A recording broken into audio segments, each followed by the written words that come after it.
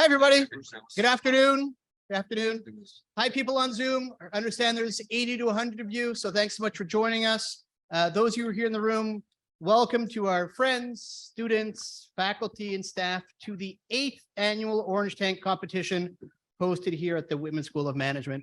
My name is Alex Mckelvey. I'm the interim dean of the Whitman School, and I'm also a professor of entrepreneurship. So I've been here for 15 years and been involved in a lot of different ways in the entrepreneurship programming here. And it really is, shocking, surprising, great that we're at the 8th annual version of this. When it started back in the day, it was just an idea, just as, the show Shark Tank, which we're clearly stealing their concept, was a brand new show. And we thought this was a great way to connect students and alumni and a lot of our great business partners. And really the main idea behind Orange Tank is to bring together some of the best and brightest entrepreneurial students here from Whitman and our young alum, senior alum, experienced entrepreneurs to face off in something that Whitman has really developed a global reputation for, and that's supporting the development of our aspiring entrepreneurs who are students. So those of you who don't know, the Whitman School was one of the first schools to really plant the flag into the ground to support entrepreneurship as an academic area, and where we have over the last 20 years or so built an outstanding team here in the Whitman building, and also worked in great collaboration with a number of partners across campus and the community. Linda Hartsock from the Blackstone Launchpad here is one of our best partners. So thanks to all of you. Now, Whitman's commitment to entrepreneurship consists of multiple things. I'd say the number one thing that people recognize us for is that we have a tremendous group of scholars who are ranked number 3 in the world for research productivity, where we have a dozen full-time professors, and many of them are award-winning faculty who ensure that what we're teaching our students is relevant, high quality, and supported with great experiential learning, which is the only way to learn entrepreneurship, by the way. It's not reading about entrepreneurship, it's doing entrepreneurship. And we also have a great team of staff, mentors, and friends who support our student entrepreneurs each and every day here on campus and in the community. So thanks to all of them who are here and for what they do to make the Whitman School and Syracuse University such a unique place to be an entrepreneur. We couldn't be here today celebrating our outstanding student entrepreneurs without the generous financial support of people like Syracuse University trustee John Couri, who's providing all of the financial rewards for this, including the grand prize, $25,000 as a gift. This is not equity. This is not us taking ownership. This is a gift to really support students. And these are the types of things that a university like Syracuse can do to really support our students. And I also want to make sure that we recognize all the people who actually put on an event like this to make sure we can have a great event, such as Allison Kessler, Liz Holloway, Aaron Draper, Department Chair for Entrepreneurship, Todd Moss, and many others on the IT team, on the facilities team, and throughout the building. And of course, thanks also to the students, the alumni, and the guest judges who will get a formal introduction in a very short little bit. So again, I'm delighted to have you here. And my job, aside from just saying nice things for about a minute, is to introduce the MC for this event. Many of you will recognize him from a couple of different things. You might recognize him from his work as the executive producer of Mad Good Food on Tastemade, or as CEO of 99 Eats LLC, where after winning a national meatball competition and being inspired by the women who taught him how to cook, created a business. So if you don't know him for that, maybe you recognize him from his frequent guest appearances on the Today Show or on the E! Network, where he shares his twist and unique perspective on food coming from his upbringing and entertaining people with his stories and tantalizing dance moves. Hope to see some of those. Those who don't know him from all his TV appearances might recognize him from his NFL career or his SU football career as a linebacker before an unfortunate neck injury cut him short, if not household name, I'm sure. Now living in LA, we're delighted to bring back to Syracuse University one of our 2-time degree recipients. I love that, twice. Bring him back for more, Mr. Darrell Smith.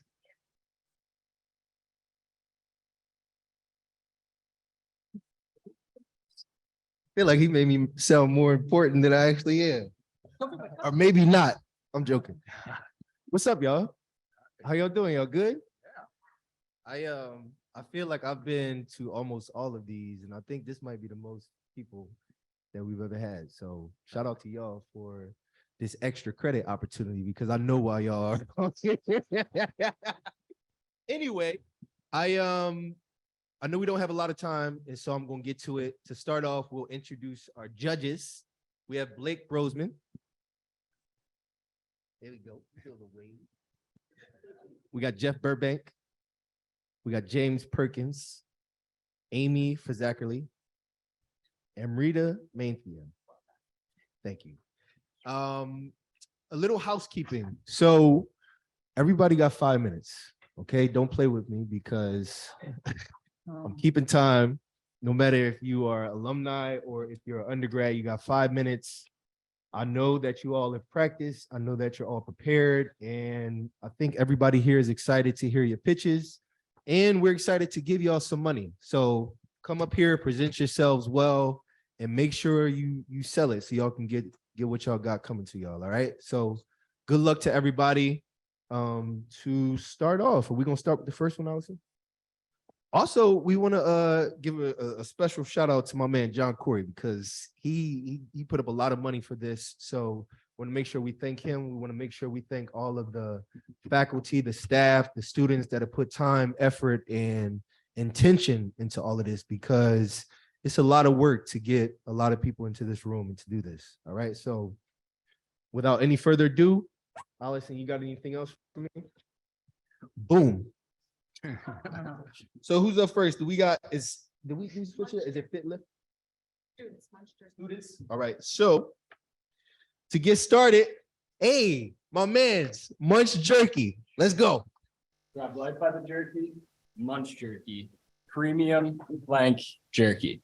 Good afternoon and happy Friday, everyone. My name is Salim Dangor, founder of Munch Jerky, and I'm obsessed with selling the most tender meat snack on the market.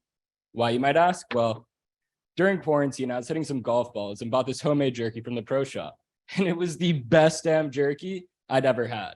And after too many sleepless nights dreaming about that tender meat snack, I bought a dehydrator and learned how to make jerky myself. But before I go any further, I know what you're thinking. That beef jerky at the gas station sucks. Jerky is meant to be a delicious and protein-packed snack for everyone to enjoy. But if your only relationship with jerky is with that rubbery, flavorless, sodium-filled junk at the gas station, no wonder you hate jerky. Why can't there be a better tasting meat snack for everyone to munch? I've created 3 flavors: teriyaki OG, spicy OG, and pepper OG. All are based off of a unique ginger teriyaki marinade, which has hints of heat, citrus, sweet, and a whole lot of tang. Recently, the jerky market was valued at $1.4 billion, and the age group that dominates the market is 18 to 30 years old.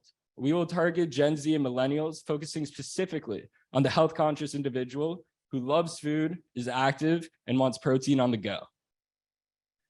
The taste-forward healthy snacking trend is here to stay, and I conducted a survey which showed that the price of a product does not drive purchasing behavior, but flavor does.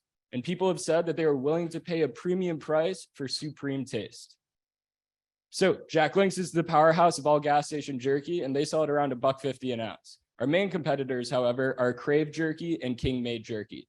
Both sell at $4 per ounce. Munch is at the intersection of the two, and we sell at just under $4.50 per ounce. So when we launched in mid-April of this year, we first focused on direct-to-consumer through in-person sales and e-commerce. Using a POS, we sell right here on campus and hit major events such as tailgates, stand-up comedy shows, the Purdue game. We've also partnered with a food delivery service called Good Uncle, which started at Syracuse and is now at 12 other campus locations. Additionally, we have sold beef jerky to a hedge fund office in New York City and are continuing to explore other similar B2B options. The goal is to get into retail and specialty grocers. So why Munch? A year ago, I won $5,000 at Orange Tank. Since then, I launched my company, sold over 1,700 bags of jerky, and generated over $17,000 in sales, all without spending a dime on marketing. On the day I launched my company in April, I sold over 1/3 of my inventory through guerrilla tactics. Additionally, I did a pilot launch with Good Uncle last spring in Syracuse, and we sold out 3 times in 2 days, and they placed a second order. And recently, we expanded with them to Colgate and are in talks to get into their other locations as well. So what's next? Like I just said, we're going to continue to expand campuses. We also will approach Syracuse about getting into food courts and vending machines. While we grow with Good Uncle, the plan is to use their parent company Aramark's positioning to get into food courts at other college campuses as well. By the end of the year, we hope to partner with a new manufacturer and also improve our packaging to make it more appealing and sustainable, which is essential for getting off retail shelves. Additionally, we seek to reformulate our teriyaki sauce and bring it in-house so that we can apply for gluten-free, no nitrates added, and all natural claims. And then basically, we're starting here and working towards specialty grocers and retail so that we can continue to iterate while building a cult following. And so we don't mess up when we get that first chance at retail, basically.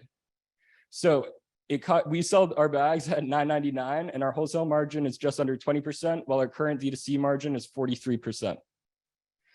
We will break even in year 2 and profit $400,000 by year 3. A $25,000 investment in Munch today will go towards partnering with a new manufacturer and provide enough capital for a first MOQ. Changing manufacturers will reduce our unit costs by 30 to 40%. That move alone. This will provide the necessary margin for sustainable wholesale revenue, and then we'll allocate the remaining capital towards improving our packaging. But remember, no matter where life takes you, we are here to fuel your journey and help you grab life by the jerky every single day. Thank you.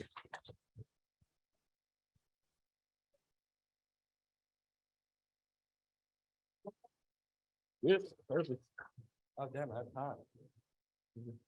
Let me just. Sure. Thank you so much. Yeah. Yeah, thank you. Hey, that was good. What y'all think? Give me another round of applause. There you go.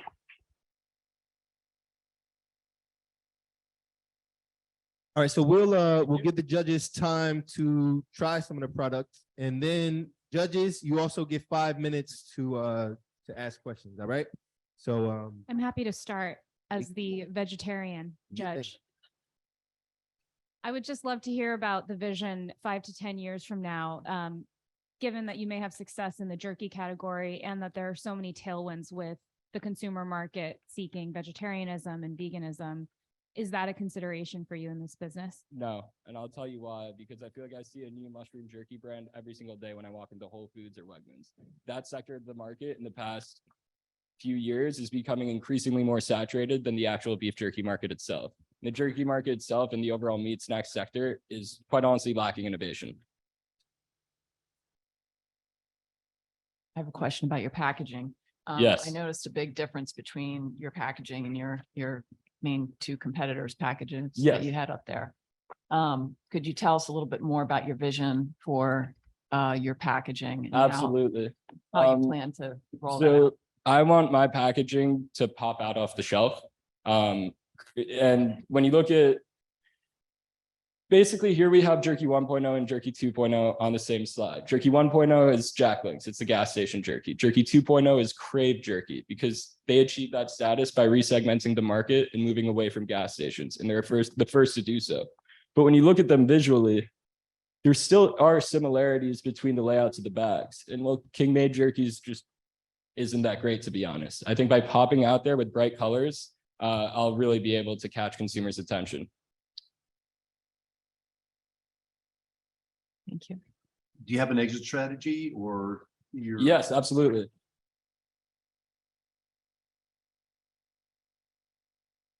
So these are just a couple of recent acquisition examples. The one I think that's most interesting is Crave Jerky. Like I said, they're the Jerky 2.0. They got acquired by Hershey in about 2013 for a lot of money. And Crave, actually, the founder, John Sebastiani, wound up reacquiring them during the pandemic. And under this new umbrella company called Sonoma Brands. And through that, he basically has shown great interest at consolidating the entire niche premium jerky market and recently acquired their #1 competitor, Chef's Cut. What about your product isn't something that they could just do themselves? Why is yours special? And I'll tell you why. #1, the main differentiator between my product and theirs is the cut of steak I use. I use flank steak, and really for 2 reasons. #1, it's much more tender than a round cut of meat, which is what pretty much every jerky company uses. #2, flank is a much more porous cut of meat than those other cuts. So let's say my hand were a piece of meat. When you marinate the flank steak, when you marinate a round cut, the marinade only coats the top and the bottom of the piece of meat. But with flank, because it's much more porous, the flavor penetrates throughout the entire cut. And these companies have shown they've innovated in flavors, but have not innovated with their meat cuts at all beyond going from meat to chicken or turkey. So as far as your customers, like how did they interpret what kind of feedback have you been getting so far? About the product or the As brand? far or- as like repeat purchasing and Oh, repeat purchasing has been very strong. Also, if at the Purdue game a couple weekends ago, I went around, I just sold jerky for pretty much a whole day. And I learned if I could just get someone to try the product, they will buy it. That's pretty much it. Yeah. This doesn't seem like an extraordinarily complex manufacturing process. Any idea about like bringing it inside? And what if you did that, what would the margins be like? So the margins could definitely improve. The reason why I haven't brought it inside is because of the virtue of this being a meat snack. There are airborne pathogens that come when you're handling raw meat. And when I was looking about doing this in college and evaluating commercial kitchen options, that was way too big of a liability for me to assume, especially when I'd be making the jerky myself. And I knew it would be more responsible to get a co-packer. Absolutely.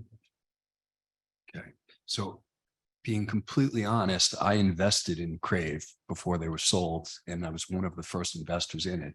And one of the biggest parts of their differentiation was they were not jerky. They didn't want to be called Steak in jerky. a bag. They wanted to be called cuts, premium Yes. thing, and a high-end product. So that, but they also reminded everyone that this premium cut has premium amounts of protein. And protein was very important to the end user because protein was a quick way to consume, feel as if your body's now absorbing and going through.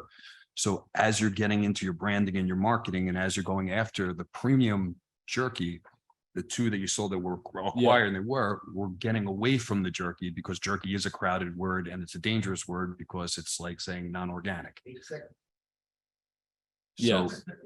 Quick question. the question that I have is, what would be the pivotal move to become? Now we know. Now we know. I'm not playing today. They brought me here for a reason. All right, give it up for Munch Jerky again. Salim Dengor. Boom. All right, moving right along. We've got Out to Win Sports. Out to Win Sports, ladies and gentlemen. 5, 4, 3, 2. Name, image, and likeness. It's terminology that I assume everyone in the room has heard by now, but I'm not sure everyone is 100% familiar with it. Well, on July 1st, 2021, legislation was passed allowing all college athletes for the first time in history to profit off their personal brands. This meant companies can now partner with athletes in return for compensation. So at the snap of a finger, a college athlete's personal brand now meant more than ever before. It is estimated that more than $1.14 billion will be spent on NIL partnerships in year 2 alone. With that being said, there's a number of arising problems within the industry, starting with the fact that athletes are struggling to get paid. Now, this is happening for a number of different reasons, starting with your traditional sports agencies. These agencies focus on making an investment in the professional career of these athletes, rather than really taking into account the exposure that they have on their localized campuses. At the same time, there's third-party platforms that are attempting to streamline this matchmaking process, but they lack personalization and they put the burden of content creation on the athlete.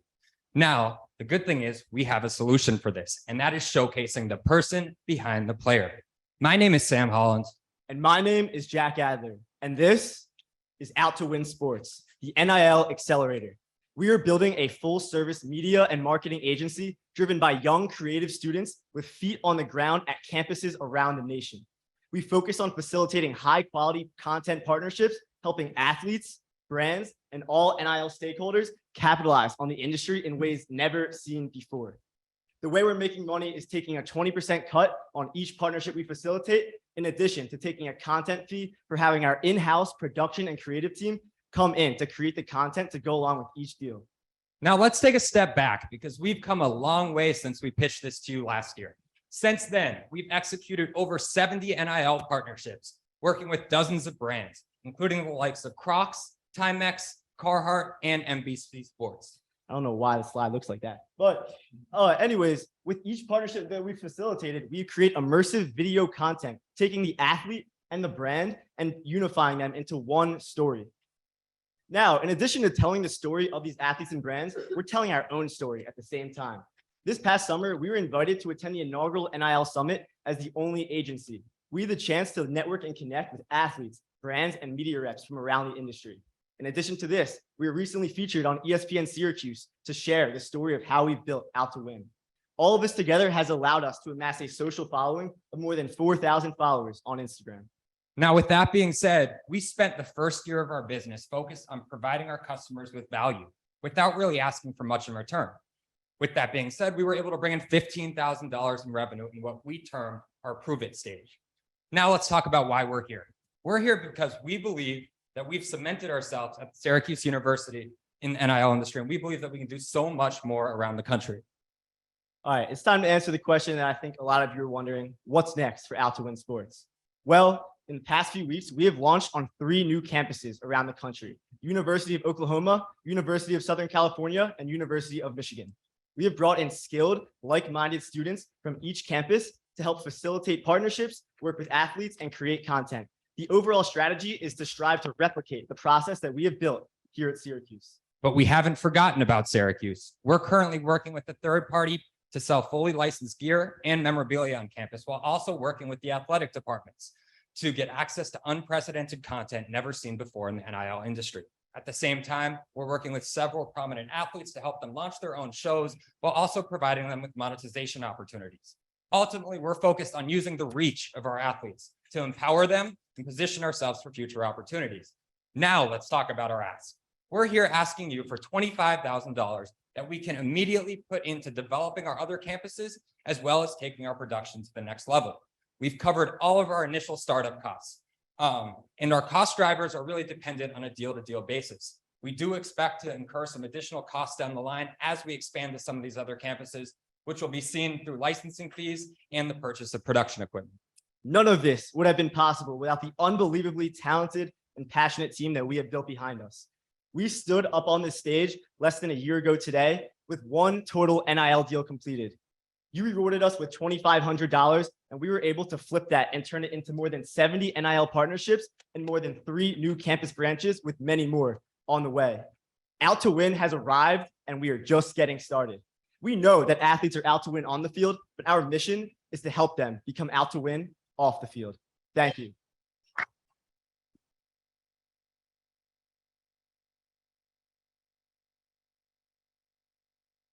All right, 5 minutes for questions. We'll switch order now, so I get cut off. Go ahead.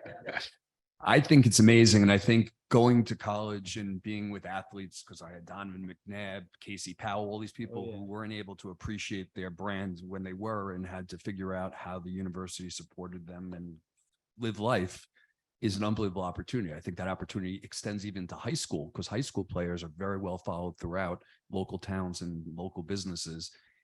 The question that I have for you is, you showed a lot of Syracuse players and other players that you have up there.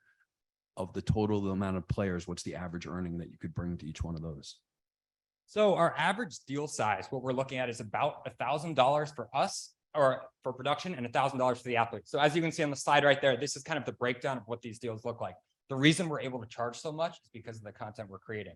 What we do, as Jack mentioned, is we take the story of the brand and we find an athlete that then fits that brand. So it's super personalized partnerships. So what we're able to do is talk about the athlete's upbringing, their interests, how they live their daily life, and then insert the brand into that video. And because of that, and because of the portfolio we built up, we've been able to charge higher prices. So as you can see, we charge typically about $1,000 per athlete for video we shoot. If they have a larger following. What I'm saying is the charge from you guys, but the money that they come in could be as many syndications as they want from as many sponsors. So at the end of the sponsorship level, if there's 200 athletes at Syracuse University that have the ability to want to sponsor, each university will bring X dollars in. So you could forecast out very easily a model that says 1 star athlete is $50,000, second tier athletes are $5,000, third tier. And as each university, there's going to be women's sports, men's sports, and others out there. Yeah, So- and the industry has only continued to grow exponentially because brands right now have been fearful of entering the industry at such an early stage. But what we're doing is we're coming in as an NIL accelerator, accelerating the brands of these athletes by helping them create content on social and create a deeper relationship with In your forecast, did you forecast out the actual, how much? Yeah, actual so growth for some reason, our slides are completely messed up on here, but this is supposed to be our financial projections. can do? Yeah, and so on this side, what it shows, we're planning on going out to, so we launched in our 3 new campuses. We're planning on continuing to launch over the next 3 years. In 3 years, we expect to be on 150 different campuses.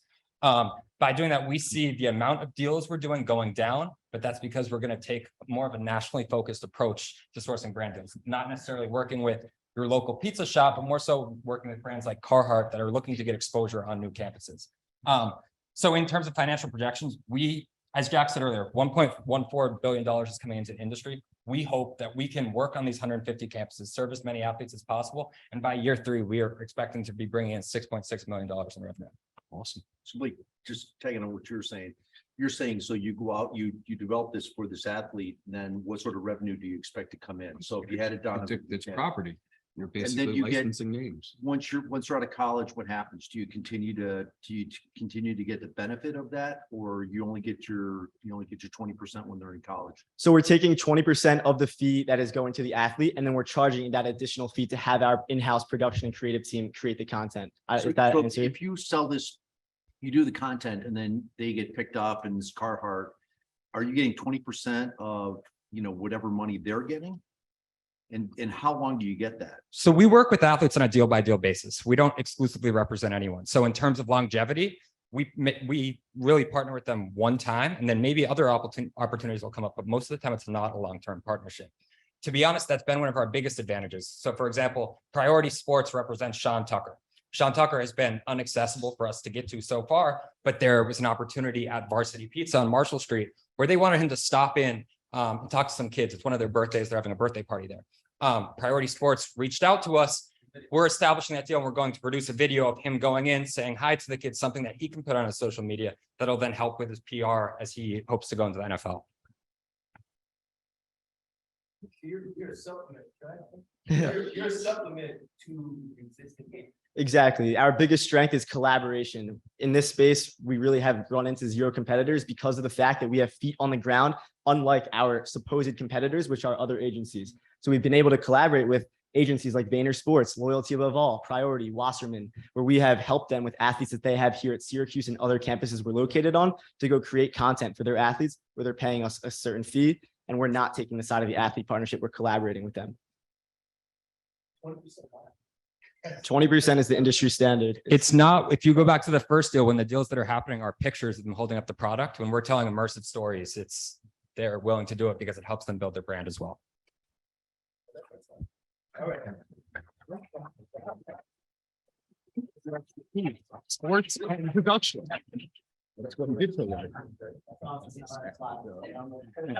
Good job, guys. Nice job, guys. Another round of applause, please. Out to his court. All right, so we've come to our last student pitch, and we've got Happy Loose Leaf Tea. Happy Loose Leaf Tea.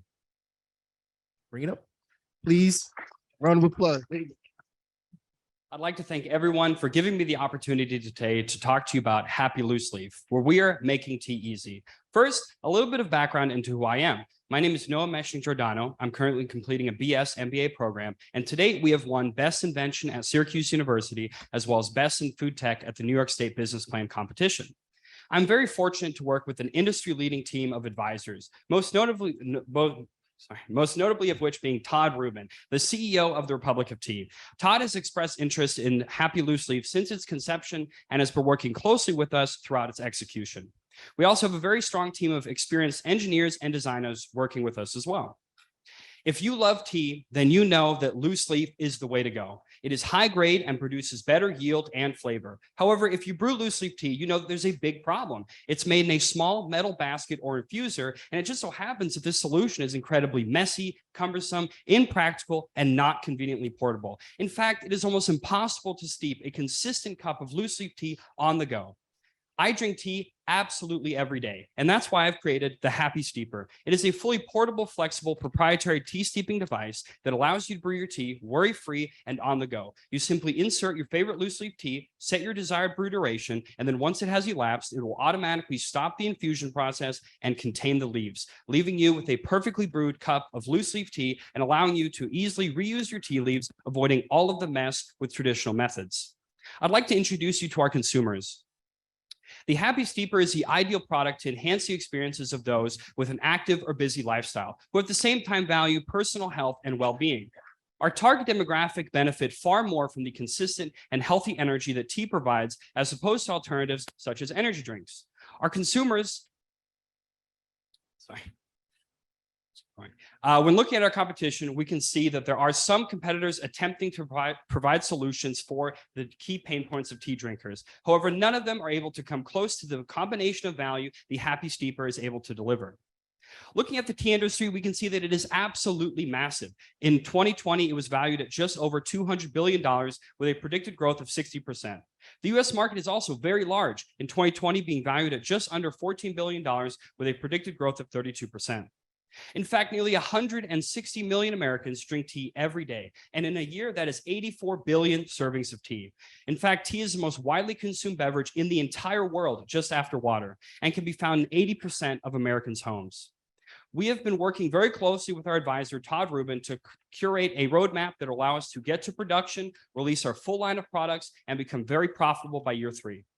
Our path to market starts simply by generating interest and word of mouth buzz. We then move into a targeted online marketing campaign, which is captured through online channels. We, however, intend to go far beyond this and expand into the B2B space. This will be accomplished through retail outlets, tea shops, and most notably wholesale through the Republic of Tea.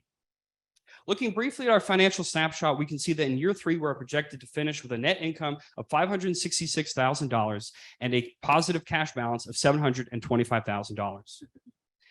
The applications and benefits of our patent pending technology reach far beyond the tea sector. In fact, we will be releasing the Happy Steeper in 3 different sizes, as well as commercial and consumer grade, all of which will be 100% stainless steel. Your $25,000 investment today will primarily go towards casting mold tooling, trademarks, non-provisional patent filing, as well as branding and packaging design.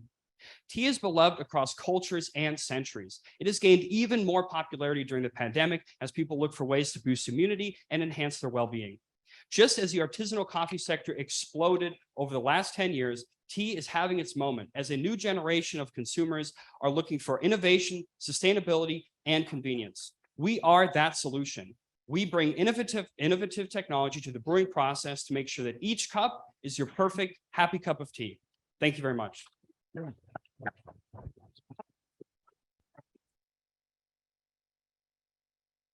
That boy, you finished early. Shout out to you. All right. We can that doesn't mean you get another minute for questioning though. So we just gonna get our 5 minutes and we can start now. Do you have a product? Yes, I actually have a with me. Okay. Yeah, and I can show it to you guys afterwards. I know she had your 3-year projection. Do you have revenue already? No, we currently do not. We're seeking enough funding in order to get into production. It's rather expensive for a physical product. Okay. I noticed you said you were patent pending. Can I Yes. assume that's a utility patent? Correct. That is a utility patent for the proprietary mechanism within inside the actual tea steeper, as well as the actual method of brewing tea using that form of timer. So we're able to really block out our competition and allowing them or not allowing them to make small variations. For example, an electronic mechanism, those will all still fall under our patent. And when did you submit your patent? We submitted it just a few months ago. Yeah. Thank you. Thank you. Given the patent and the design of the product, have you thought about other use cases for in terms of expansion or other products that you could launch? Absolutely. That's a fantastic question. So right now, the Happy Steeper as it stands can be used for tea. It can also be used for coffee. It can be used for cold brew, exactly the way it is designed right now. And we also have a lineup of other products in our line of Happy Teaware accessories that we intend to launch, which will be teapots, tumblers, on-the-go travel mugs. They will all have an integrated timer, allowing you to easily take advantage of those functionalities in any use case.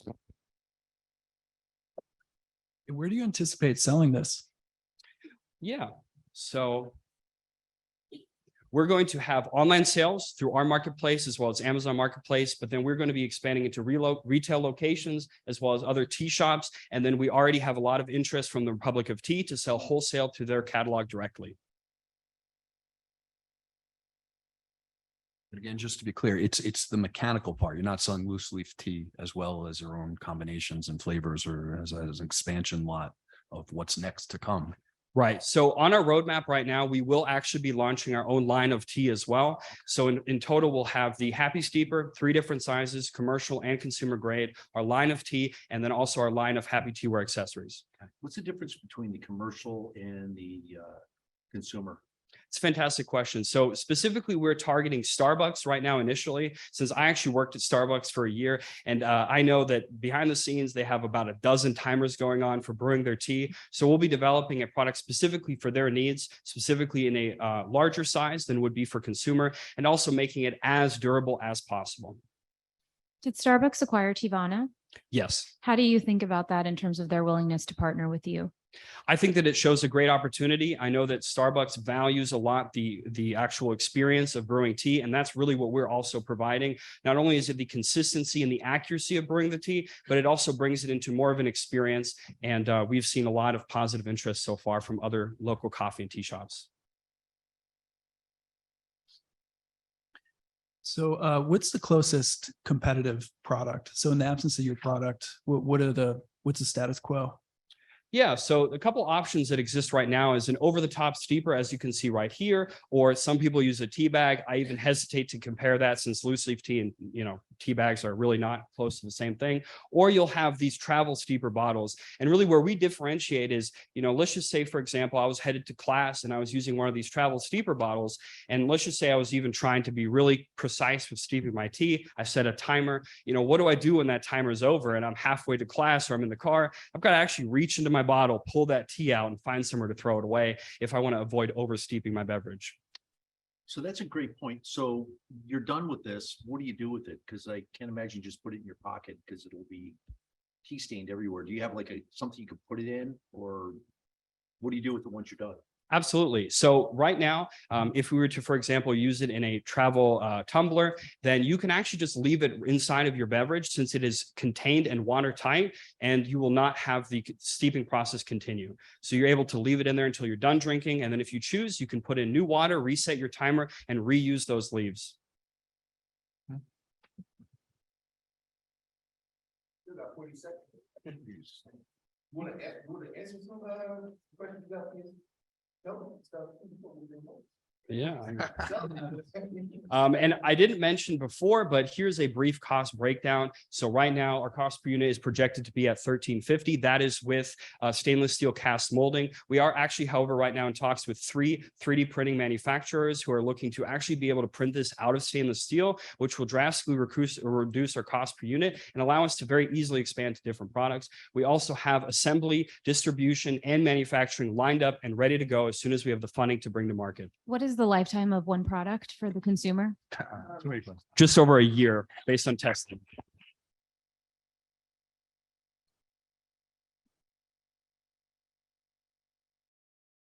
All right, that is the end of our undergrad segment. We're going to move on to grad. You ready, Fitlift? My man. Give it up for Fitlift, please. The only company that takes their training seriously. The regular gym, the day, they're pushing themselves too hard. Your microphone. All right. Yeah, we all know somebody that's regular gym. But today they're pushing themselves too hard and they're going to get injured. Well, everybody in this room has either been that person or knows that person, and we're here to solve that problem. I'm Eric Atchison, co-founder of Fitlift. That is, right. All right. No matter where you are in your athletic journey, there's a common goal. You want to get stronger without getting hurt in the process. This is the same for kids building their foundation, athletes at the peak of their performance, or regular people like you and me that just want to get strong without getting hurt in the process. An incorrect weight selection and poor technique is what is the primary factor keeping us from achieving that goals and leads to 12 million sports injuries every year. So what do people use? Well, some people use a personal trainer, which is expensive and doesn't scale well, as personal trainers can only focus on one person at a given time. Then there's what most of us use is the mirror. which requires us to know what proper technique is. And we all know how effective that is. That's why technology has started to enter the space. So, but they've been unable to penetrate the market. There's optic solutions, which are extremely expensive, but have to be mounted on the wall and really can't go with you. Then there's wearable solutions such as your Apple Watch, your Fitbit, which don't provide any feedback related to weight training. So we thought if we could overcome all of these shortcomings, we can make weightlifting fun, safe, and effective. Meet Fitlift, the first wearable device to tell you whether or not you're lifting the right weight at the right intensity, all in real time. For the first time, you'll be able to know if you're favoring one side. If you're lifting more than you should, that'll lead to that inevitable injury. In real time, you'll be able to see key metrics such as intensity, lean, and rep count, which has been proven to decrease injury while driving up to 20% faster weight progression. After every set, Fitlift tells the athlete what weight they should lift based off their fitness goals. After an exercise, trainers are now able to analyze their client's motion to see what sort of areas they need to focus on for improvement. For the first time, trainers are able to analyze their client's movements with scientific accuracy. They can tell, hey, what side are they favoring? How deep is their squat depth? Just so they can make their form perfect. We're only $150 and $20 per month with an average contract length of about 12 months, which makes us affordable from your smallest university to regular people like you and me. There's a lot of activity in the fitness space with large companies building generic platforms for niche offerings like ours, but they don't have the hardware to pull off what we're doing. There's also some intensity tracking software out there that unfortunately isn't able to sell to any consumers and have only made a couple sales in the university space due to their exorbitant cost and lack of accuracy. So not only do we offer more value at a lower cost, we're the only offering that will tell you if you're lifting the right weight, are you doing the right intensity, how's your technique? And we have patent published to protect us from new companies attempting to enter the space. We have amazing initial traction as we have 6 paid universities in trial, and we're converting 2 in the process. We also have a professional sports team for tracking all of their weight training. We also received $100,000 in accelerated funding that somebody else believes in our idea. Our total market is $12 billion in size, targeting strength programs and enthusiast lifters. And we're going to capitalize on our initial traction to realistically obtain 165 million of it. Our go-to-market strategy initially is targeting collegiate and professional programs. Collegiate and professional programs, getting our first B2B sales as there's no consumer education cost and they're hungry for the technology. After receiving our next round of funding, we're going to go to the consumer market. So it's a blue ocean going down reliable avenues such as micro-influencers and industry experts and some general advertising. To do all this, we put together an amazing team. All former athletes who have had our dreams crushed due to training with incorrect form. And we've done amazing milestones such as successful product launch, first professional partnership, and our first customers. So we'd love to have you guys part of our team, helping 12 million people stop getting injured every year. Thank you.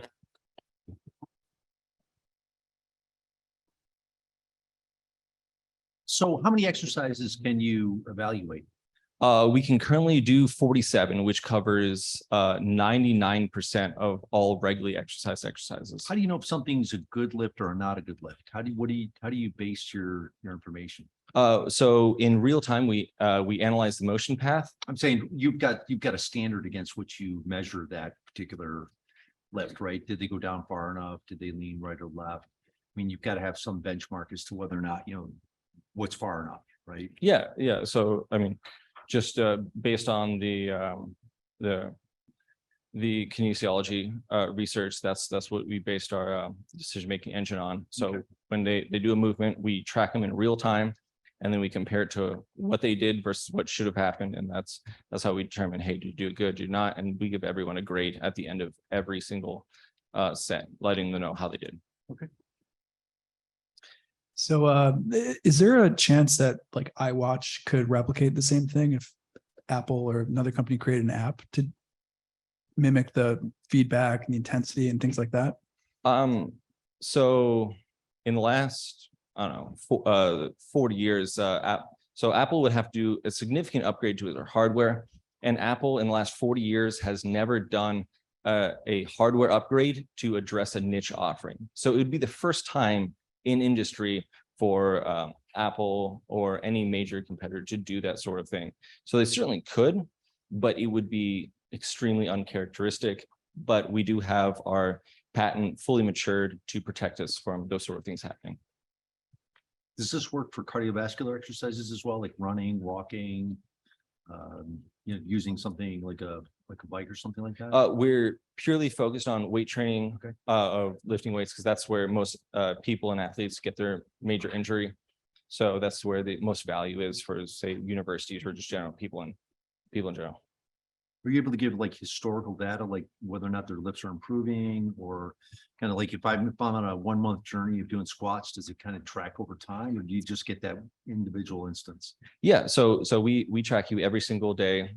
We know what your 1 rep max is on Monday, Tuesday, Wednesday, Thursday. So when you're fatigued, we can tell, hey, how much did your strength drop that day? So you can track it over time. So if you want, so even if, say, you're not progressing in, say, weight, if you're improving in technique, we can also show you that as well. So you can look back on that historic data. Where do I get one? Oh, I'm sorry. Where do I get one? You can get it online through our store. We're also available on Amazon. So readily available. Could you go back to your B2B and B2C slide and just tell us a little bit more? They're very different channels. I'm interested in a little more information on that. On what side? The B2B and your B2C slide.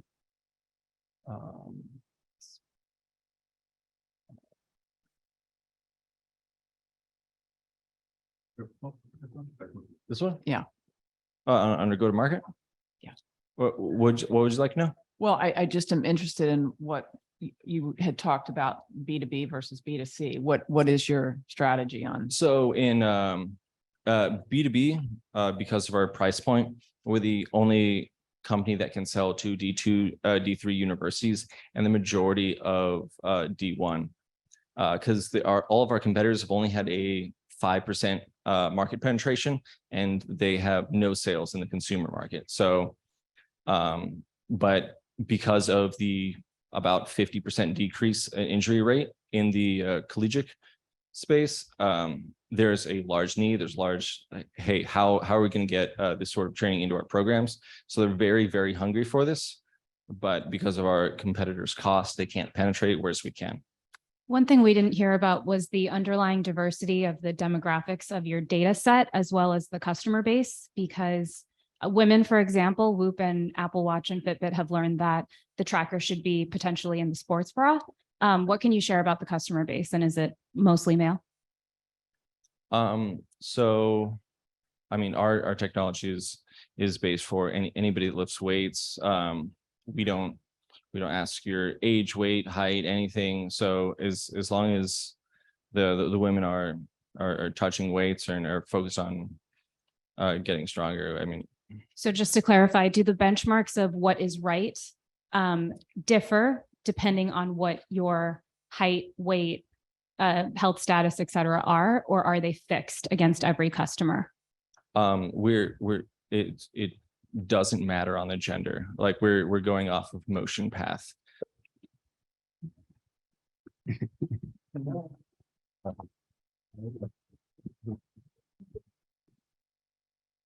20% what I was thinking. The whole time you said that was going. Him and I are different, and him and I are different. All right, give it up for them. My goal was different than your goal, so I was trying to get bigger when I lifted. All right, moving right along. We got Share Club. Share Club, ladies and gentlemen. Hi, everyone. I'm Sam Hollander, co-founder and CEO of Share Club. We help public companies market to and communicate with their everyday retail investors by using something called shareholder rewards. This all started back on my 18th birthday when I opened a brokerage account and bought stock in 3 different companies: Delta, American Express, and AMC. Why those companies? Because I'd grown up with a brand affinity for them, companies that I just really felt connected to the brand. Fast forward to July of 2021, AMC launched something called Amc Investor Connect, which is a platform where AMC's retail investors could get a free large popcorn with the purchase of a movie ticket. As a lifelong financial optimizer, I quickly took advantage of that perk and was automatically positive on my investment. I'd made my money back. But I kind of realized that this was really smart. Now the value proposition wasn't just for price appreciation. It was all about getting additional utility as an owner of the company. So I spoke with a bunch of CFOs that are actually SU alumni, and I realized that there was a massive problem here. That problem is that public companies need a way to identify and engage with their retail investors in order to activate a more loyal and active customer base. Now, as a part of this, retail investors have one very big advantage that institutional investors don't have, and that is product buying power, which means they are consumers, and they're also brand loyal consumers. Looking at data from foreign markets where this has been a thing for over 3 decades, we see that retail investors are 1.3 times more frequent customers, have about 74% greater share of wallet, and have a significantly increased LTV as compared to non-invested customers. So what do? Share Club is a platform that leverages shareholder rewards to turn the millions of retail investors in public companies into deep invested customers. So taking a look at the market opportunity here, we see that there are about 201 million taxable brokerage accounts in America with individuals or retail investors holding single stocks. From there, we also know that the willingness to pay of a public company is about 10 cents per user or retail investor per month. And if we extrapolate that out by the TAM and kind of look at the ARR, there is a massive, massive market opportunity ahead of us. This is a free platform for retail investors. They sign up, it costs them nothing to be a part of. For public companies or customers, we charge them 10 cents per user per month. That's it. We have over 500 retail investors on our closed beta platform redeeming perks already. With this, the user flow, they sign up, they link their brokerage account, we get read-only access so we can see what they own, how long they've owned it, things like that. We can display perks that they're eligible for. They can go ahead and redeem perks that they'd like to redeem. And with that, we'll display them a QR code or a discount code for e-commerce so that they can claim their shareholder rewards. At the end, James will be handing out sheets that detail our customer pipeline. He will, due to the confidential nature of that, we can't display exact names on the screen, but you guys will have access to see that after the pitch. I'm Sam Hollander, co-founder, CEO. I am a 2-time fintech founder, recently left a company called Wealthfront, which just got acquired by UBS for over $1 billion. And I'm also, as I mentioned before, a lifelong financial optimizer. James LePage over here is our co-founder, director of technology and operations. He's building all the tech. He is a full stack web developer with over 6 years experience. Building web apps for small mom and pop shops all the way up to web app activations for large cap public companies. We also have a massive extended team behind us, which include people like the head of investor relations at one of the largest independent IR consultancy firms in the country, co-founder of a company called Credible.com, which exited via IPO, hedge fund managers, head of fintech at Citi. And we're really excited to have this team behind us to support us in seeing out our mission for Share Club. Our vision is to help both sides of the market benefit from empowered retail investing. Thank you so much. At this point, I'm going to yield my time and answer any questions you may have. Thank you. And I'm also going to invite James LePage up to help answer any technical questions you may have. Can you talk about selling to the corporations? Who's the buyer on the C-suite? The buyer is the CFO. The champion of the idea is either the CMO or the IR officer. So do you run into any issues with privacy and the companies handing over information for you to then engage the customers? Yeah, so retail investors, they give us access and we give that access back to the company. That is something we have not run into yet. People are not concerned. And we are using Plaid to help off into those brokerage accounts. So it's something, a service that's very trustworthy and a service that is used by many millions of consumers. Are there any potential customers that are off limits from a value standpoint? Imagine if Altria wanted to work with you and you would provide benefits in the form of cigarettes Is that something you would pursue or In, not? yeah, in the very short term, we are staying away from all companies that have some sort of vices. So alcohol, cannabis, gambling, casinos, things like that. In the long term, it's an opportunity we may choose to explore, but at the current moment, we're staying away from all of those. Can you ask why? More reputational risk in the short term over anything else. If we're an established brand in the future and that's what makes sense at the time, we might look into it. But right now, we're staying away from them. Does anybody know what companies you work with outside of us seeing these? No, and those are, relatively confidential at the moment. We look forward to making announcements when those deals do get finalized. But yeah. So that's how you would announce who you're working with? Yes, correct. So you're actually coming up with the concept almost as a marketing agency for XYZ company that says like AMC was a unbelievable enigma where it just became a path that there's documentaries for the next 20 years that are going to be about how the world changed from AMC and trading from the retailer.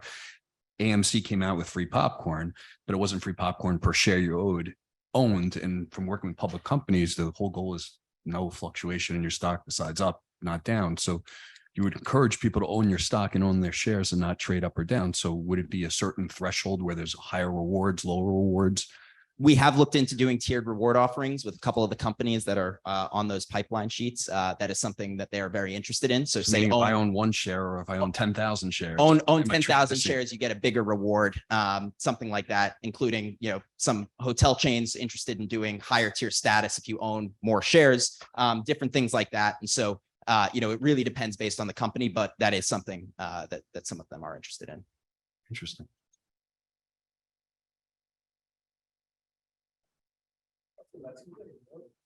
I mean, it's really a virtual dividend, right? Because you're paying a dividend to hold the stock. It's 22 it's a cents phenomenal share way to there. return This is now capital giving them or back value without back paying to a the dividend or keeping them encouraged to stick. Yeah, it's a phenomenal way to Question is, return will capital. for E-Trade and other investors. ones use you as the modal to go between, or will they just try to? So model we've themselves? actually spoken with companies about this, and this Yeah. is something that is actually a very, very interesting point in that companies don't want to, we don't want to be owned by a broker, because when we do, what happens? People that are invested in that broker can take advantage of shareholder rewards. Those who are not invested with that broker can't. We are a broker agnostic solution. So we offer support for all major US brokers, and we'll be building support for any of the smaller ones that have not been currently addressed through Plaid. So here's a question. My wife has probably funded 80% of Cole's growth. Let's say that she, bought stock and how does she know that the benefits accrue to her? How does she figure that out? You can do that all on the Share Club platform. But how do they get there? So like, if you look at most publicly held companies, you get voting papers, you get voting, and no one ever answers ever. Because no one ever knows who owns and what they're doing and don't read inside information. I barely can read my American Express bill at the end of the month because it's just whatever. How do you get Share Club to inform that you're a shareholder and that you're interested in taking a higher position in? Great question. So right now, companies, the only infrastructure they have to do that is through mailers. So they can give, let their transfer agent send out a thing similar to the way you would send a proxy vote. But we do actually see a much larger opportunity down the line once we've already acquired the retail investor in being a direct link between the companies and their retail investors to create, other sorts of communications or, really retail investor communications that currently companies like So Broadcom as are with not able Plaid, to. you're going to have a two-way plug because when I sell my stock the next day, I'm no longer a shareholder. Correct. Your access would be revoked for shareholder only. But maybe to pick up on what Perks. Blake was saying, so how do I know though? Because if somebody mails me something, it's going in the wastebasket. Thank you. All right. So now we're at the point where the judges will go over their notes, talk to each other, figure out who the winner is. And then in the meantime, we'll have an update from Todd Moss. And then after that, we're gonna have a little Q&A chat with myself and Bruno. All right, bye.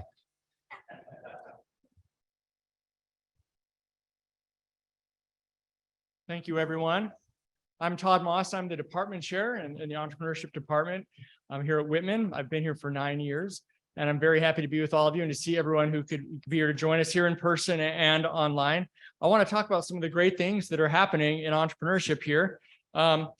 First, we have upgraded or revitalized our MS in entrepreneurship to allow more customization for students who want to really grow their businesses. The whole purpose of this MS in entrepreneurship is for students who have a business idea that they want to grow and develop, maybe stick around for an extra year here at Syracuse to have access to all the resources like the Launchpad and things like this, to be able to grow that business and then launch it. And of course, your thesis for that is your business plan, your own personal, like the business plan that you want to do to launch your own business. And so we've updated that program to allow more customization. Professor Torrance is the faculty member who's over that. We have officially launched a new certificate of advanced study in technology, law, and entrepreneurship, or CASTLE program. That was with Professor Mckelvey at Whitman, along with others at the law school. And that certificate program is focusing on legal issues like IP, intellectual property protection, and things like that for your business ideas. So that got approved last year. It's kicked off this year. So we have a number of students there working on that program, graduate students.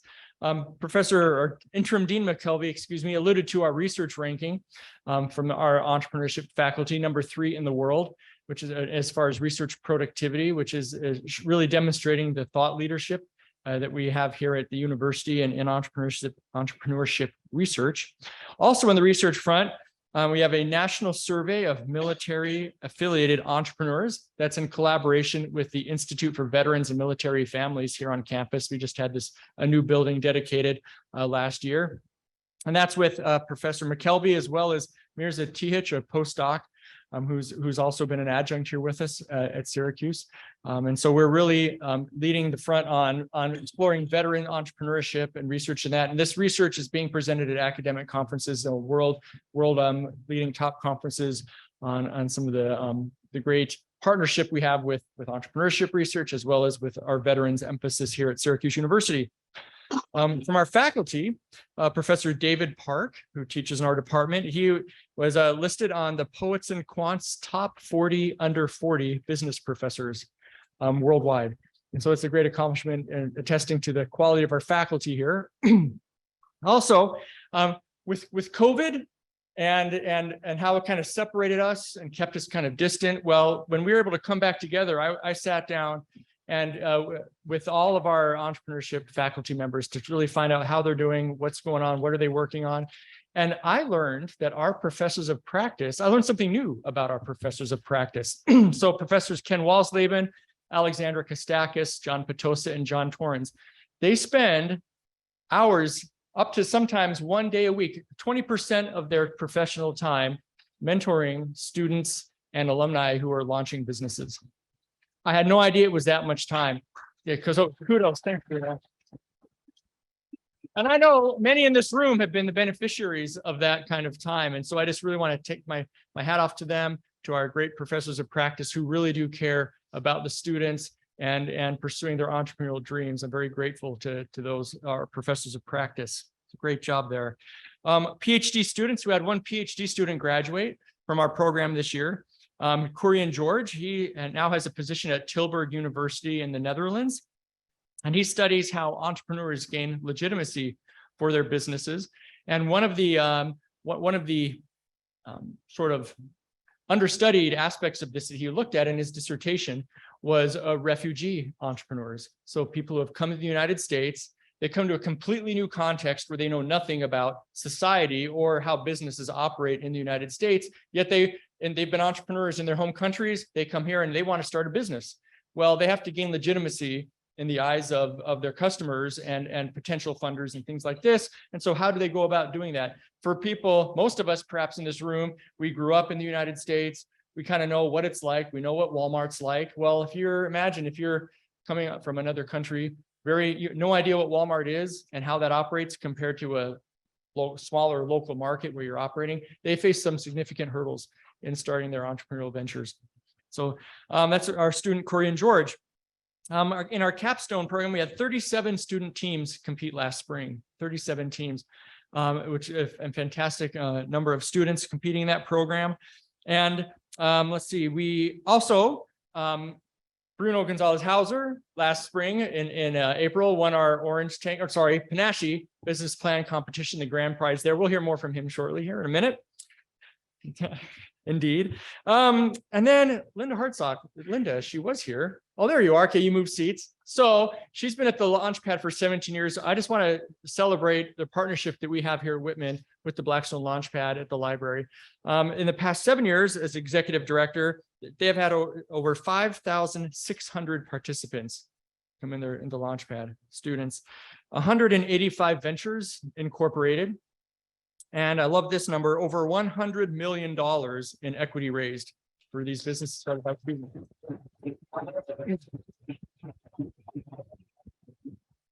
Well, great job. And that only happens because we have dedicated staff in the Launchpad to do this, Linda and her great team. So wonderful job there. And I know many of this team are sitting here, and some have been on the team, graduated, and now they're back pitching, right? So this is wonderful. This is wonderful. We're going to have a Tripoli annual report. It is sort of in press right now. When that you'll be receiving links to that, and we will be disseminating this out to everyone so you can see more about the great things happening here. Just looking ahead, we're going to have capstone this year. I know all you students in the room are loving this, on December 9th, and we're moving the format to a full one-day event rather than doing half on a Friday, half on a Saturday. We'll do the full event on a Friday. It'll be a big deal. A lot of people coming in. And so we're looking forward to kicking off this new format for capstone. And then also for you students here, April 2023, we will be having our Panache business plan competition with similar levels of prize money being awarded to ventures, again, not equity, but gifts to your businesses, your student businesses. And so, like others have done, I want to thank Mr. Couri for his generous support of this program, of this competition, as well as all those who made it possible today. So thank you, everyone. And next up, we're going to have a Q&A with Darrell Smith, our wonderful MC, and then Bruno Gonzalez-Hauser. They'll be up here in the front. And so take it away, guys.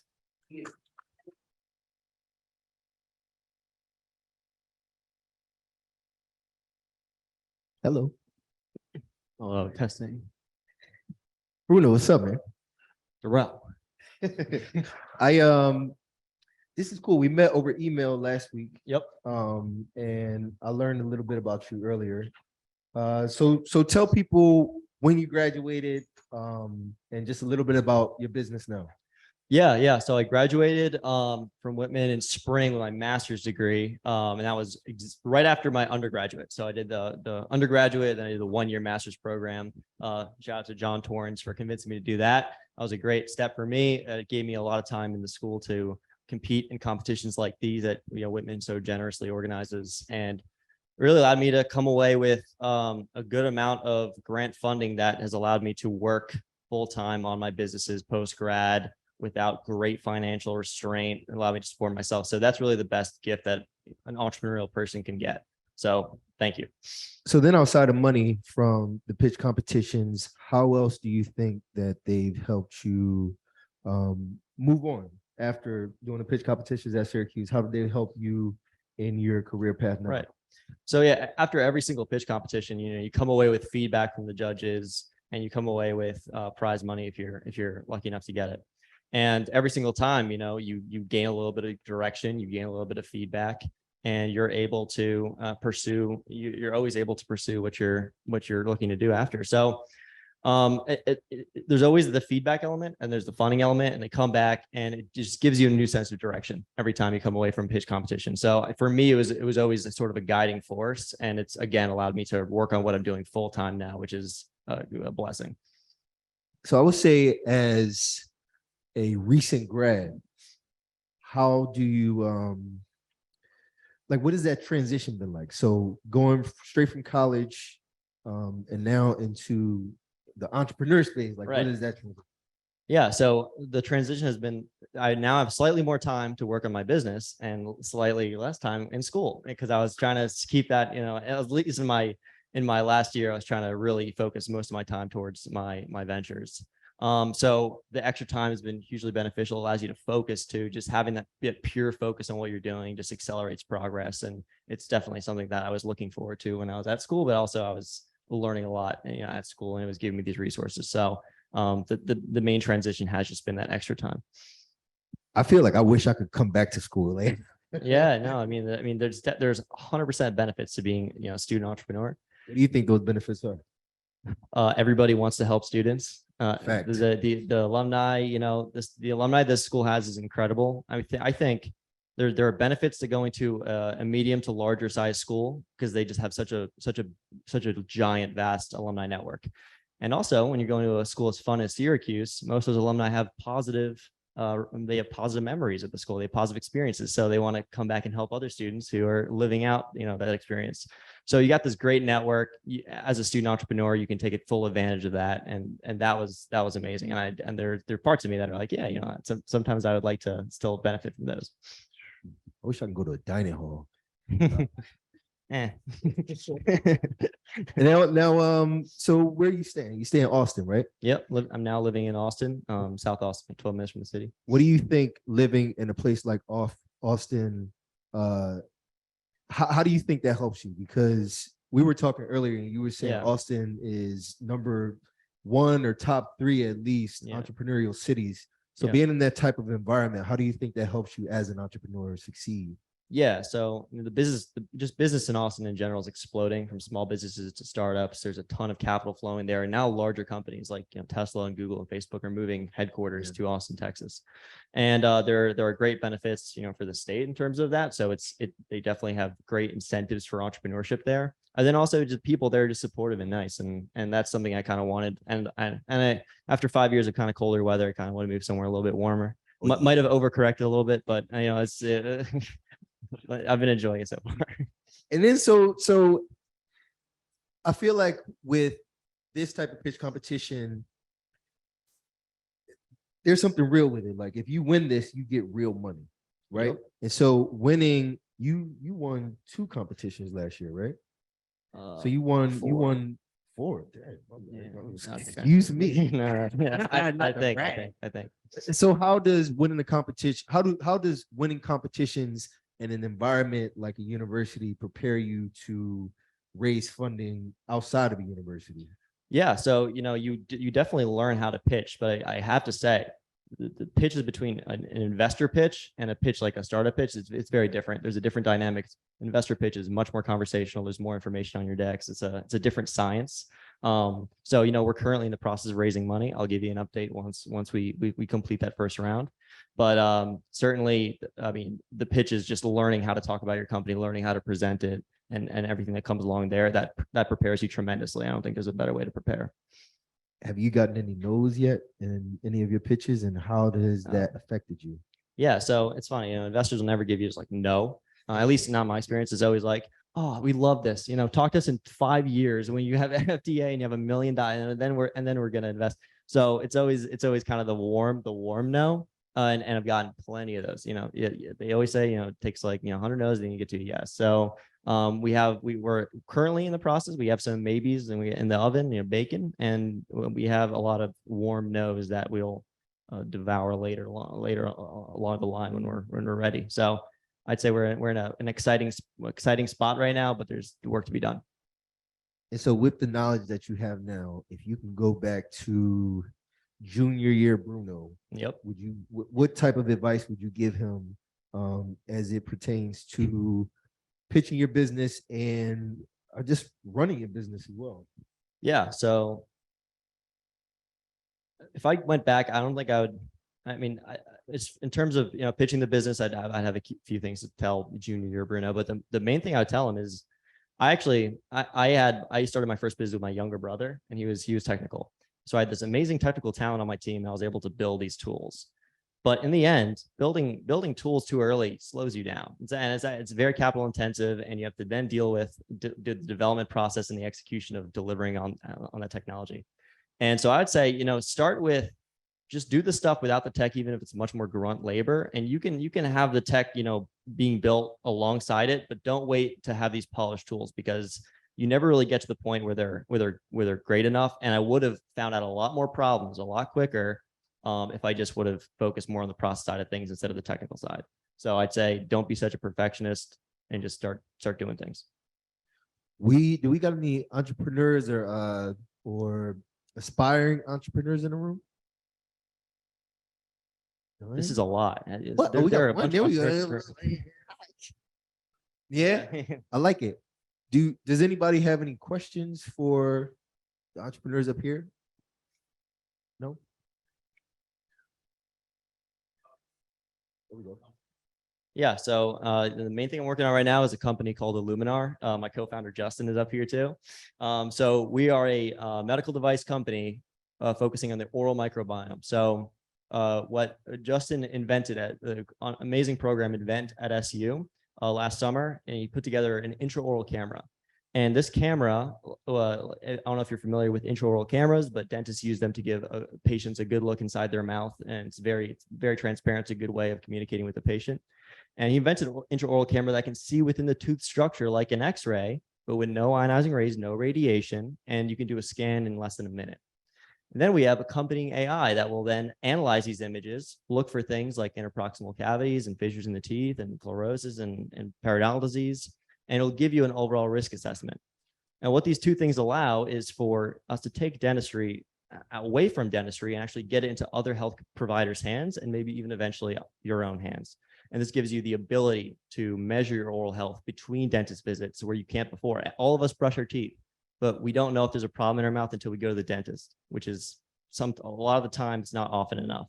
So really we created the solution to close that gap of time to give you more opportunities to check the state of your oral health, which has tremendous long-term health benefits. If you take good care of your oral health, you take care of your overall health. I had a question for you, Fernando. I know we're talking a couple minutes ago about when you were in school, kind of balance school and adventure. Yep. And then also tie in everything else that's going on at school. So can you just talk a bit about your time management? Yeah. How you prioritize something? Yeah, literally prioritization is something I've always kind of prided myself on. I mean, okay, I'm sorry, Whitman. I did not always prioritize my schoolwork. I always, there were certain classes where I would look at the percentage of a grade that homework assignments make up, and I'd say, okay, I'm okay with taking that hit because it's going to take up this much of my day every single week, and I'm going to choose not to do that, and just I will gladly take the hit. Ken, you know this. Yeah, we talked about this. So, and I was okay with that because I was spending that time working on my ventures, and now as I sit here. And I'm glad I spent that time working on my ventures instead of trying to get better grades, because I don't know if my good grades would have got me on this stage talking to you and in the position I am now. So prioritization was always towards the things that I thought would have the most long-term impact, the things that would from other people's perspectives would be the most beneficial to focus on. And then in terms of time, I'd get up at a reasonable time, and I just try to start work immediately. I don't have any like weird complicated routine. I'm a big believer in just getting up and just going right to work. And then, I'll maybe like a couple hours later take a shower and everything. The only thing I do is I get up and I have coffee from an espresso, which is the best thing ever. But yeah, that's kind of how my day's made up. I try to stop work at a reasonable time so I don't burn out. But I try to get, a decent 14 hours a day at least. And that works for me. I could piggyback off of that too. Upstairs, we had like a smaller conversation, and a similar question came up, which I answered. And I always try to give this advice whenever I can. I had a professor when I was in grad school who had talked about his investment strategy when he was the CEO of this company. And he talked about this idea of 70-20-10. And 70% of his time and resources and energy going into something that would give you 70% back, right?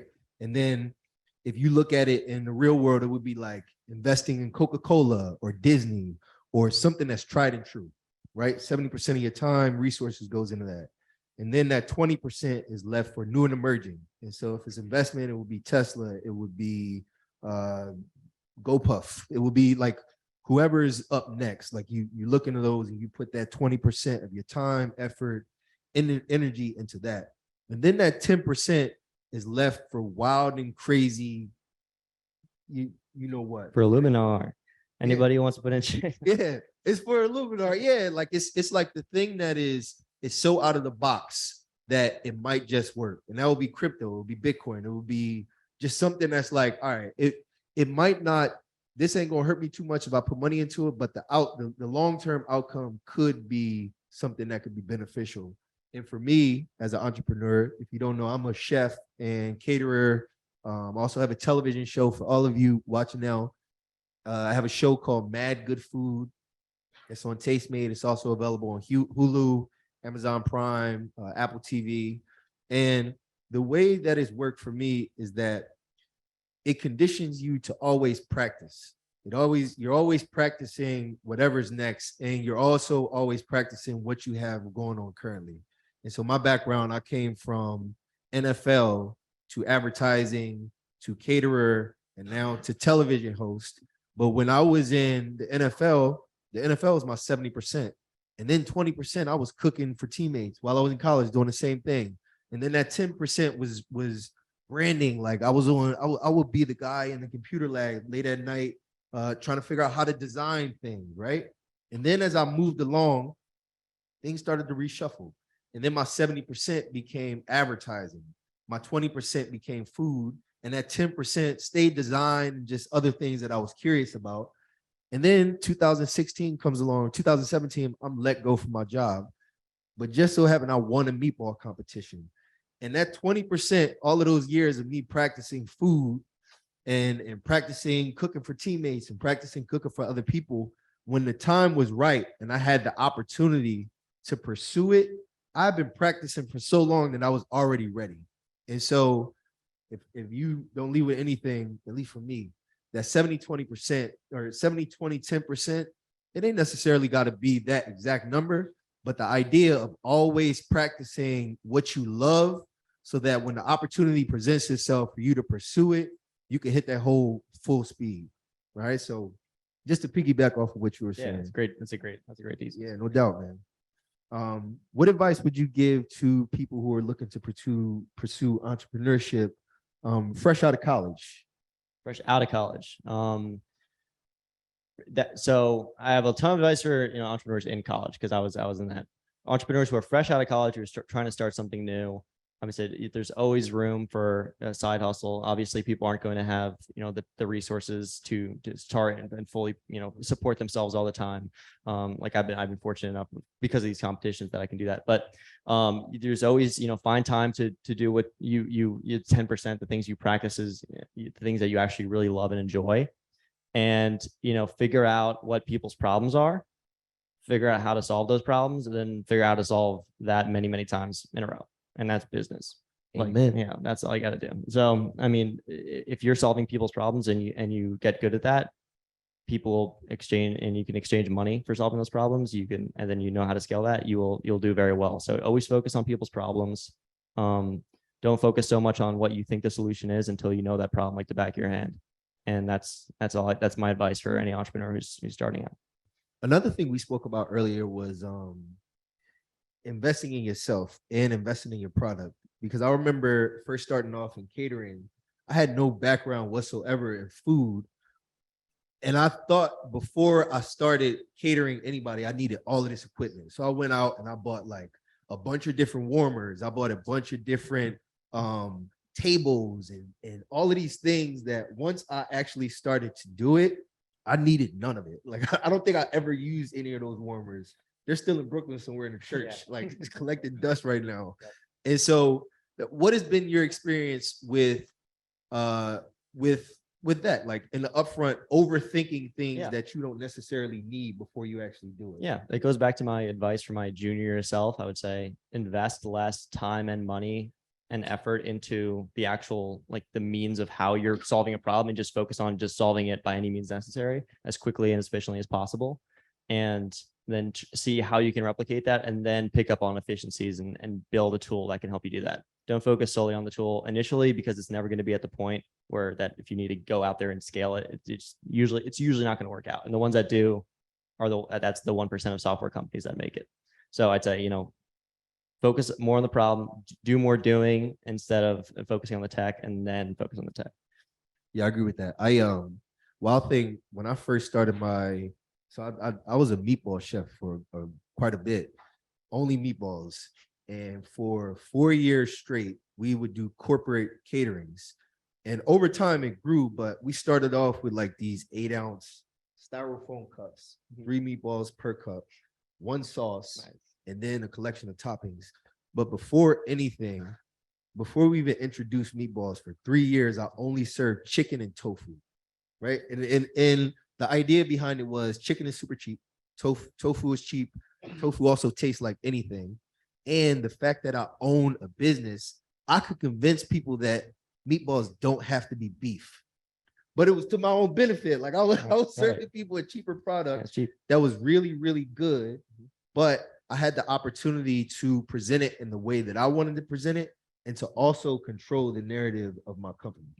And so in your experience, and I see that the judges are coming back now. So this would be our last question. Right? We good? All right. Yeah. In your experience, you talked about using your skills in your business to solve somebody's problem. Yeah. What is the best way to learn about somebody's problem? So there's two types of research that we talk about in school all the time: primary, secondary research.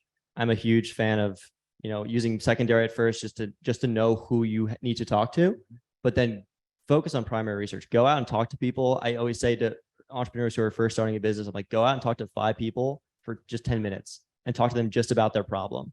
And you're going to get so many more tiny little insights that you don't get from secondary research. You're going to get these insights and you're going to be like, oh, my thing can do this and this. And you're going to find that just a small sample of people like that with a very specific problem that usually applies to like a lot of people. So if you really focus on their problems and you create those solutions, again, like focus on the problem, not your solution at first, you're going to get that solution. You're going to do well.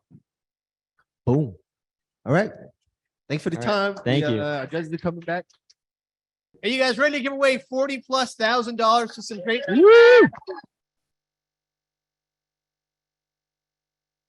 Before we do that, thank you so much once again to our tremendous judges for sharing their time, their wisdom, their judgment in helping to make these very tough decisions.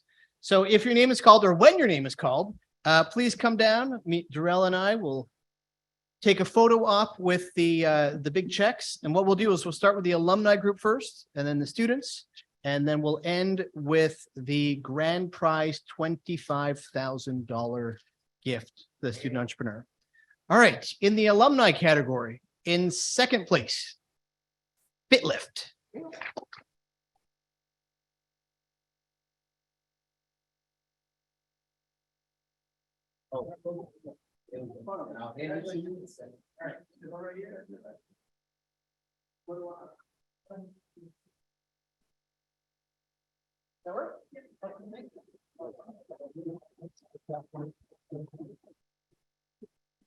That means in the alumni category, in first place with the $5,000 check, Share Club.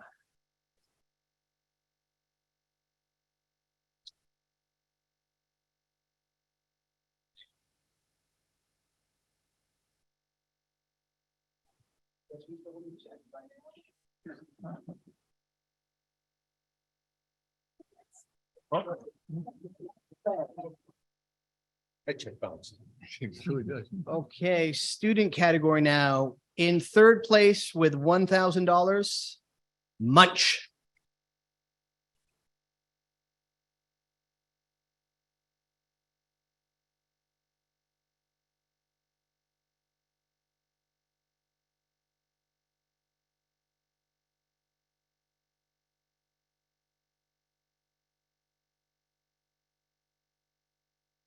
In second place with a prize of $2,500, Out to Win Sports.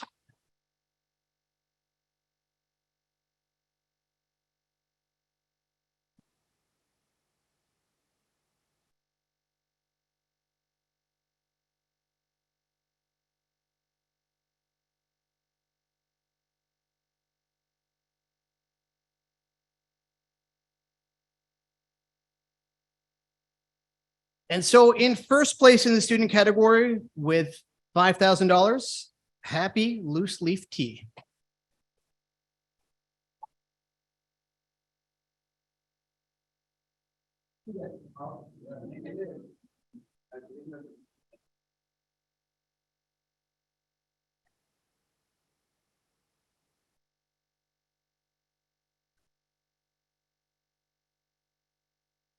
Okay, now the big one, and this is again sponsored by Mr. John Couri, one of the transformational leaders we've had at Syracuse University, inspiration to the entrepreneurship program.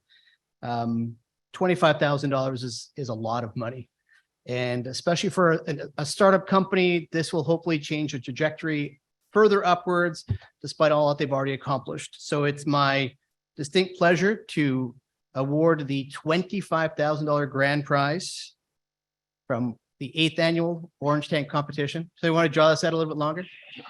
Or why don't we just say the name? Share Club.